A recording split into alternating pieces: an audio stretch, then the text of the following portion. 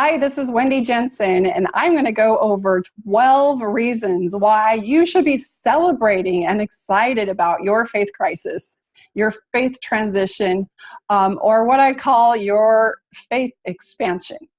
So before I go into that, I just wanted to introduce myself. I have been a life skills coach and a personal development coach and in the healing arts for the past 14 years. And I was primarily serving an LDS audience or a Mormon audience, and all my clients were LDS. And in 2015, I had my own faith crisis or my own faith expansion. And at that time, when I came clean and came out of the closet, so to speak, I lost my entire business. And then that was an opportunity for me to see the struggle and the complexity of the faith crisis and transitioning into into a new paradigm into the world. It was such a painful and painful experience with relationships and with my own identity and with my own connection to my inner guidance and my inner source, that I wanted to dedicate all the resources and the learning and the training that I had experienced into helping people who are transitioning out of fundamental authoritarian religion and finding new footing and helping them to create a thriving, happy, joyful, productive post-LDS community. That is my vision for the future. So 12 reasons to celebrate your faith crisis. In my last video, you might have noticed that I talked about how your leaving the church is going to affect your personality. And I talked in there about how you're establishing a new belief system and how important it is for you to see your faith crisis as a perfect opportunity, the perfect storm to help move you into a high functioning person who is now able to make an impact on the world. So hopefully my computer isn't going to die before this happens. Hold on. I'm going to go plug it in really fast.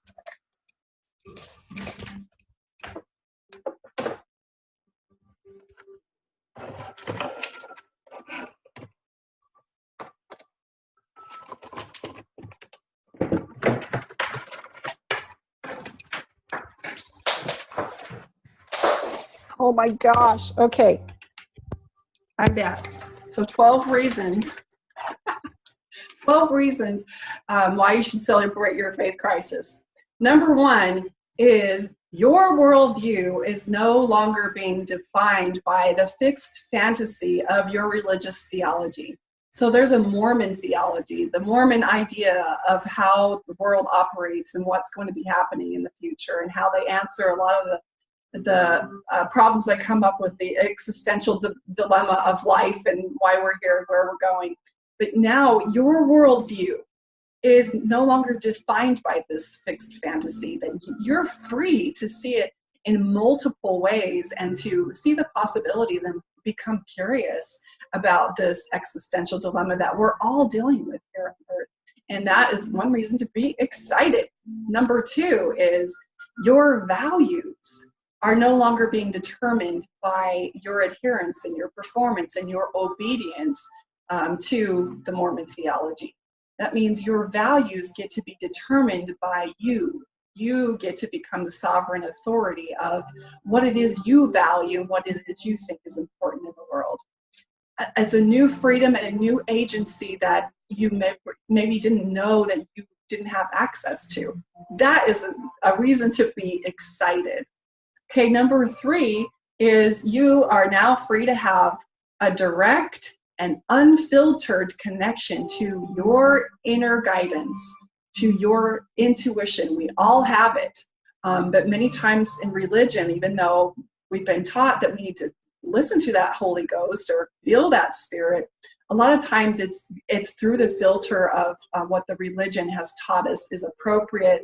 And sometimes that inner guidance could be telling us to go in a whole different direction, but we won't listen because we were going through the filter of the church and the doctrines. And so now you have this free access, direct and unfiltered access to your inner guidance system. It's not going to be contaminated by the theology. That's exciting. So it is to me anyway. Number four You're now free to become the sovereign authority of your life and of your choices. This is kind of connected to number 3. But now you get to, you're no longer tethered to the theology, and so the possibilities are endless. Number 5, you can now see yourself as part of the whole world. I know that we were taught in the religion to be in the world but not of the world. But the minute you kind of break away from the idea that you're the one and only true church, you start to see the possibilities and you start to connect globally. There's more of a global responsibility and a connection to people who aren't like you. And to me, it's a beautiful thing. I many times have seen people that before I wouldn't have connected with because they weren't like me. I just feel this overwhelming love for them and connection with them, recognizing that we're all kind of in this situation together. And rather than feeling separate and above the world, I feel connected with the world and interested in our collective progress rather than just the progress of my religion.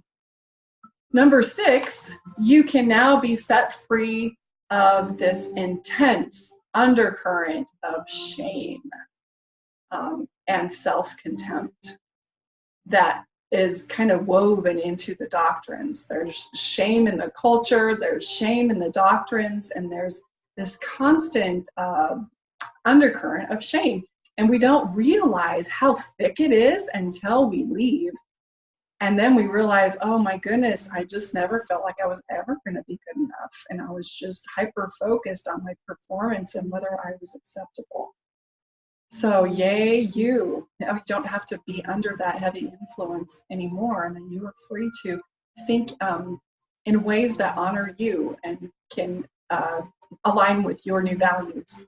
Number 7, you can now learn the value or experience the value if you take the opportunity, and this is a hard one, to stop being responsible for other people's emotions and to learn to stop basing your value on what other people think. We don't understand to the depth at which we are conditioned to please our elders and to please our leaders and to convince other people that we are to think fondly of us and to think good of us. And so you're learning as you kind of transition and you have to disappoint your parents or disappoint your loved ones who are still in the church. You're learning that you cannot no longer be responsible for how they feel about you leaving, because it's the doctrine that's causing those feelings, not you. This one thing is so valuable. It's one of the hardest things that my clients learn, and that is to be safe to disappoint other people and no longer need them to understand you or think fondly of you, so that you are free to start conducting your life in a way that honors you. Number 8, you can now be more authentic about who you are, how you feel about things. Again, because you're kind of breaking free from needing everybody to agree with you. You're realizing that you have a little bit more autonomy and that you have your individuality and that you are free to express that in a way that honors you.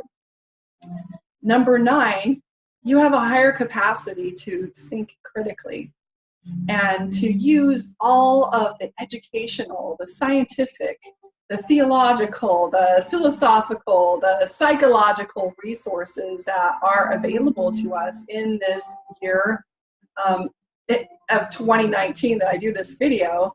I mean, the resources are so available out there, and the progress that we have about understanding the mind and understanding our world is now available for us to think critically about them instead of trying to always fit them within the filter or the paradigm of the theology and the religion. So that alone is exciting for you to be able to have like a whole new volume, libraries and volumes of information available to you that you don't have to constantly be worried about whether they fit in the theology. Number 10 is the sky is the limit regarding who you want to be in the world and what you want to do and what you want to say to impact the world and to make a difference in the world. I know, especially for my female clients, they have a lot of freedom that can be a little bit overwhelming because they're no longer being told what they should love and what they should focus on and what they should do to prove that they are a good woman or a virtuous woman. They're actually free to say, you know what, I've always wanted to get a degree, or I honestly don't want more than 2 children, and I don't need to feel guilty about that. And so you're shifting what it is your limitations are. The sky's the limit. And so number 11, you can now be free of this constant hum of fear, paranoia, persecution, anxiety, worthiness, whether you're qualified to meet the expectations of God, the expectations of the church, whether you'll be worthy of a temple recommend.